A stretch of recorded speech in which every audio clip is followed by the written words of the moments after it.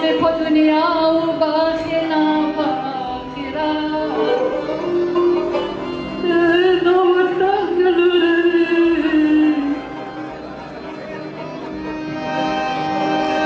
ملګرو د پښتو یو ډیره مشهوره سندرغاړي نغمې په یو پروګرام کې وجړل. د جړه څه وجوهات او څه د وجې چې کوم دی دونه مجبوره شوه چې هغې وجړل. لکه که تاسو وګورئ په ټیک ټاک باندې یو ویډیو چلیږي په هغې کې وایي چې په دغه ځای کې کوم پښتانه وو او خاص کر افغان کمرونه نو هغو د نغمې ته داسې اوازونه کول او یا به یې دونه تنګه کړه چې د هغې د وجې نه چې کوم دی په جړا شوه.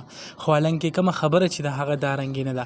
داسې چل وکړه چې 19 اګست د افغانستان د ازادۍ ورځ په امریکا کې مناویدنو په هغې کې که تاسو خیال کړی رحمان بونیری، هارون باچا صاحب دین علاوه د پښتو نور کم سندرغاړي کم د پښتو سره ریلیټډ شاعران یا نور خلک چې هغو پکې ټول شرکت کړی و.